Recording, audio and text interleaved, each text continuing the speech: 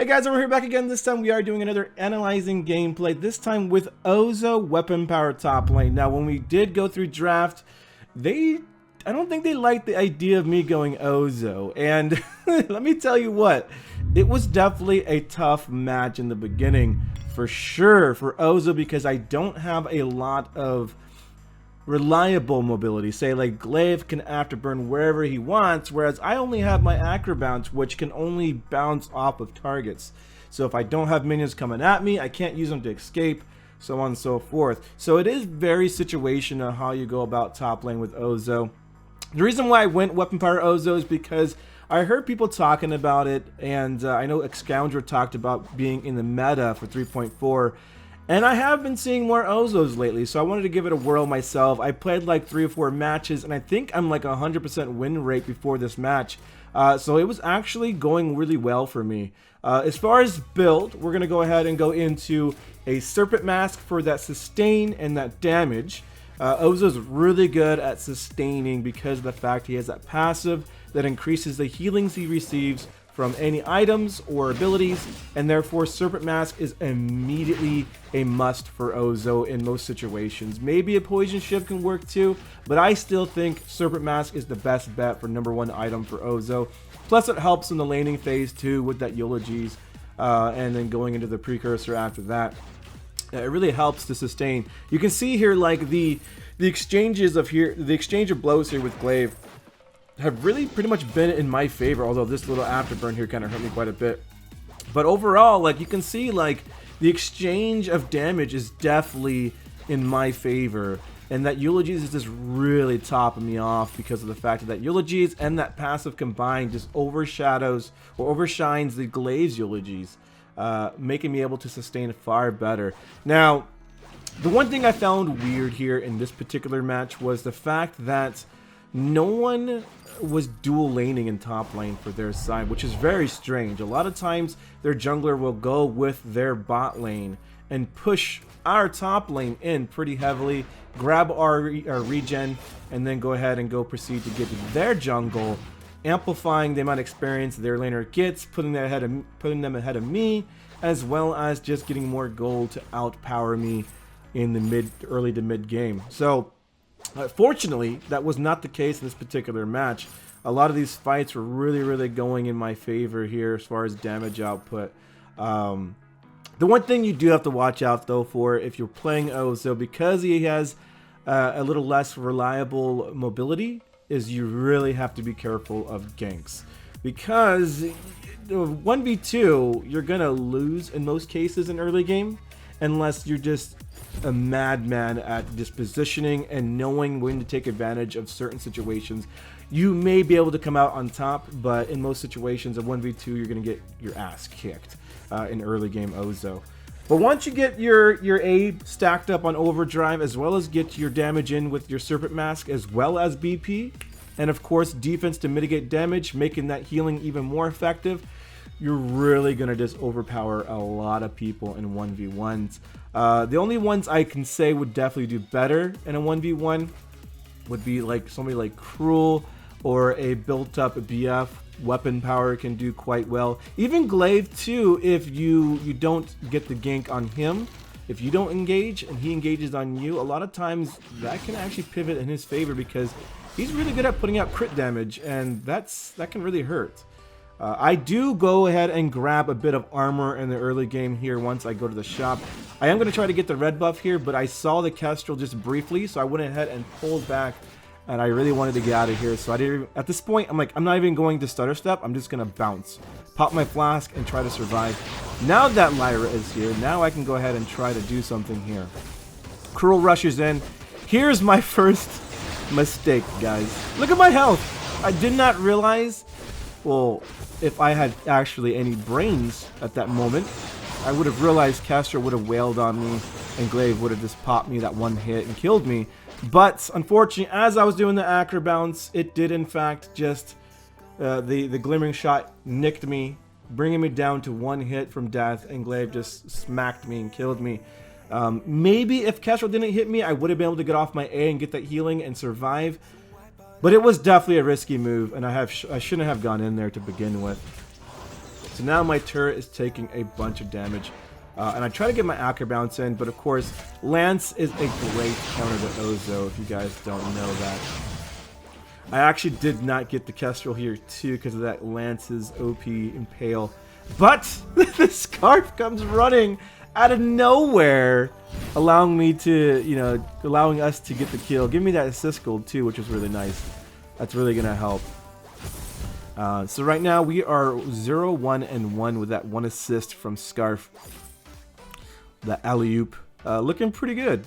I mean, yeah, granted I'm in the negative as far as kill to death ratio, but Ozo, again, like I said, late game, he is a monster. He is hard to kill. You do still have to pick your fights carefully depending on who you're going against. Like, I would not go headfirst into a Cruel or a weapon powered BF if he's, you know, already built up. It's something you have to be very careful of. But squishies, Ozo just runs right over. So like Celeste, Kestrel, and this BF particularly because he's CP, like I can just mow right through them once I get to mid to late game and get my items going. Unfortunately, the Scarf goes down, and this is where it looks pretty grim. At this point, I knew I was going to die, so I really wanted to see if I can just get the Celeste. But unfortunately, that Lance popped that renewal, so there's not much I could have done there other than maybe Acro Bounce to Lyra. I don't know. Was Lyra ahead of me? I don't know. Maybe I could have survived if I Acro Bounce to her, possibly. Who knows? So, kind of an upset there. 0-2. Looking amazing, Rumbly. You're doing great. You're really showing these people what an Ozo is supposed to do. Really showing your team that, you know, your confidence in your Ozo pick was misplaced. But, you know, a lot of times, like, people get upset too. So I've seen so many times where people get, like, really behind where they really wanted to be. They wanted to be the one that was fed. Start getting a bunch of kills, feeling good about themselves, wanting to push for the W. But when you get into situations where, like, you just get your ass handed to you left and right for, like, the first 5 to 10 minutes, they get really tilted and they end up just, you know, giving up and trying to surrender over and over and over, sell their items, get a bunch of boots, and they just, you know, it gets to this point where it's, like, childlike, like, I didn't even get what I wanted, I'm not even, like, fed, I'm upset now, I'm gonna, like, troll and, you know, make everybody lose elo, and that's pretty much what happens, and it's unfortunate. Here's second mistake. Oh right, Rumbly going with that ultimate with the glaive there. That was great. Really showing them up. So here's where, like, people would get tilted. They'd be like, I'm done. I cannot play Ozo. Or they would say, like, Ozo's so trash right now. He's not even, no way he's meta. Like, this hero's horrible, because clearly it's not the player's problem, right? At this point, I feel like a lot of my deaths have been due to the fact that I'm making poor judgment as far as my engagements, and I'm being too quick to fire the gun here and not really planning my steps appropriately. So at this point, like, I'm really trying to be very cautious. I will still be aggressive when I see an opportunity, but I definitely want to be careful not to keep doing what I've been doing the last 9 minutes or so, which is feeding and making very bad plays. So I'll focus on farm. I will rotate here eventually, trying to see if I can assist mid lane. Cruel, unfortunately, went with a full offensive build. I don't know if this is meta. I've seen it so many times in my tier, you know, PUAVG, and it baffles me. Like, why would you go full offensive Cruel? He is meant to build up. His kit, like, emphasizes the fact that he has to get hits in. Oh, that bulwark actually saved the Celeste here momentarily, because you're still dead. But that bulwark unfortunately stopped the pushback. Here comes Glaive. I was actually pinging the Scarf because I knew Glaive was coming down. He wasn't on top lane anymore. So now we're going to go ahead and grab the blue buff. Get that for Scarf there. I'm not going to go ahead and take that. It'd be kind of pointless. But there we are. Ooh, the Lance took a bunch of damage, but unfortunately, no, he's not going to get the Scarf. We will try to re-engage on here a little bit, and then we'll pull back because it's a little dangerous with 3 of them there. We already got half our health chunked there. But we did some good damage overall. If we can actually pick up this lance, that'd be cool too. But he looks like he's going to dip out with that ultimate just briefly. And we use our acrobats to get to him. The one thing I definitely need to work on with OZO, I've noticed, is my acro bounces, I do not get that second bounce. That second bounce is actually really crucial to chasing enemies. If you guys don't know this, the second bounce on acro bounce, is it called acro bounce? Well, I'm gonna call it acro bounce anyways. The second bounce on acro bounce is what gives you that bonus movement speed and movement speed duration based off your weapon power. So you get more movement speed and a longer movement speed duration, the more weapon power you have. So you want to get that second acro bounce to really chase down your enemies. And I tend to fumble with it. Sometimes I get it, sometimes I only get the single bounce. It's just when I get flustered and there's a lot of people around, it's hard for me to connect the dots with my acro bounce for some reason. But it's definitely a key factor into allowing yourself to chase down your enemies and take out even more people, because they're gonna run. OZO hits like a truck. His A is really fun. I actually like him a lot this meta. I'm actually enjoying him more than any other top laner right now, in my opinion. He's just really, really fun. I don't know what changed so dramatically to where he actually is, at least I feel, is somewhat viable. But I just feel like he's just really at the point where like he can do really well for himself with the right player. I struggle from time to time because I'm not perfected when it comes to my OZO play. I think a lot of people aren't because he just isn't used often for like the longest time. The ultimates are great though. If they don't have reflex block, it's amazing because they cannot stop it unless the lance is there and does his gifting wall. I do have my slumbering husk though too though. Ooh, that was a nice goop. No escape.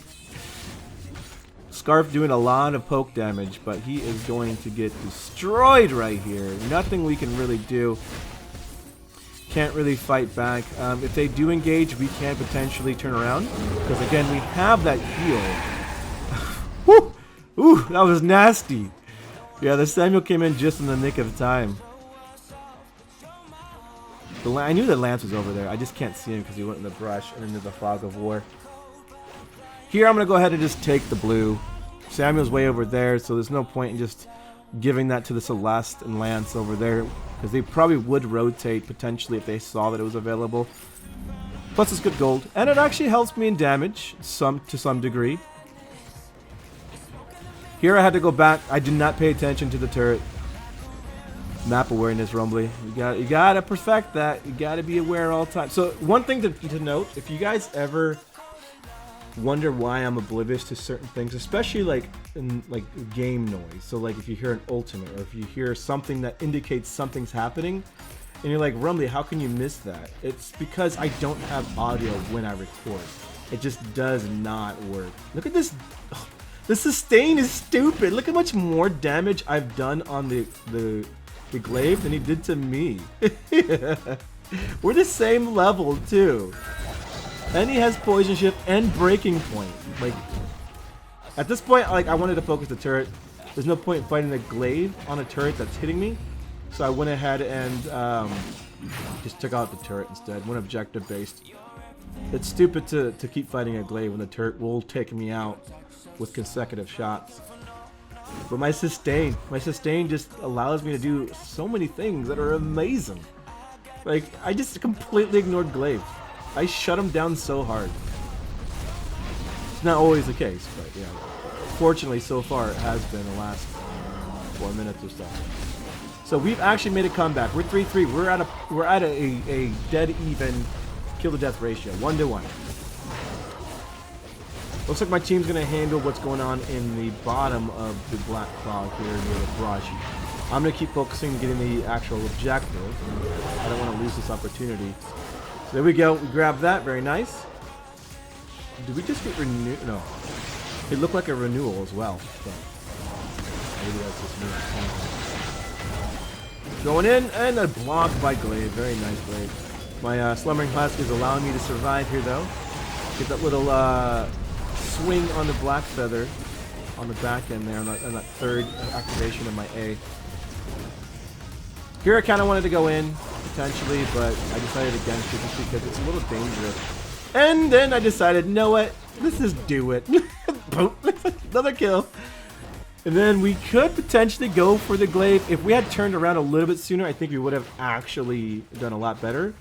Unfortunately, we just did not get that last hit. That was a close one, though. That was close to a 1v3. So now we're 6-4. Definitely in the positive.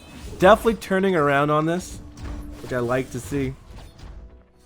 And the looks like the Black Claw is not going to go ahead and get this final hit on the turret here, which would have been awesome, but we just could not get it, which was very unfortunate. Scarf just doing some farming here, as well as Cruel. We're back up now, so we're going to go ahead and pan back to our character. I actually did not get red buff this entire game, I think, which I think is actually bad. Because we have double CP, double weapon power. I'm actually the weapon power carrier at this point. Cruel's doing okay. He's starting to get some defense. But getting that red buff would have been a lot better for me. That's something I think I need to fix and stop ignoring. I think what happens is that there's a lot of fights going on in this match, and I tend to want to help over getting the the buffs and stuff, and so I end up just ignoring the buffs to get to my teammates sooner, which could be a downfall in some situations. But so far we've done good without it, so it's okay. And if as long as we infuse when we have the opportunity, then it's good too. Here I'm gonna go ahead and clamp down on these guys. These guys are relatively low. Go for that BF first, because he's the lowest, and I can do a lot of burst. There we go. Now going into the Celeste. She can't do jack, dude. Back we go. There it is. Going for the lance now. Dude, he can't do anything. Look at this. Just chunking. Boom. OZO is so fun. Like, really, like, if you get ahead just a little bit, it hurts. This glaive's really good at blocking this ultimate, though. I mean, my ultimate has a huge tell. Like, it's really easy to tell when it's coming. You have that big old thing on your head, and it takes a while to actually get to it. Stupid stun. Save this caster right here. Here's where I get a little greedy, though. I really wanted to test my limits, and I end up going into their spawn, taking a huge amount of damage. I start playing around a little too much. Here's where, like, I tend to do this. So if I get fed, like we see here, and then I start to feed myself because I get a little complacent. I feel like, okay, this game's in our pocket. We're 10-5. We're doing good. No matter what we do, we're going to do really fine. But unfortunately, if I continue to get complacent and stop really realizing that I need to stick with my team and stop chasing into their base, eventually they're going to get fed off of me and get a bunch of bounty and turn it around, and I'm going to be at fault. So it's one of the things that I have a huge flaw with, is just not knowing when to stop. When I get fed, when I get like ahead. Here I'm trying to save the Samuel. Samuel actually didn't take much right there. Nice ultimate there too. Unfortunately, it was blocked again by that glaive. Glaive is going to go down though. I did nick him enough to get him there. And we're going to go ahead and get what we can here. We didn't quite connect on the ultimate. Can't get that BF just in time yet. But we do get him right here. Pink.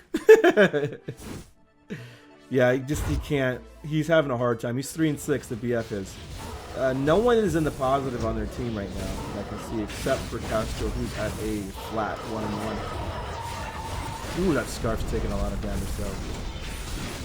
I'm going to go ahead and just be aggressive here, kind of push him out, because the Scarf did take quite a bit. But now, with that Lyra heal, he's back to full. That heal is disgusting with Pulse Sweep.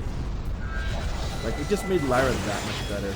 We got another ultimate with another Bulwark, kind of stopping the knockback, but it's okay. The Bulwark does do damage, so that's good.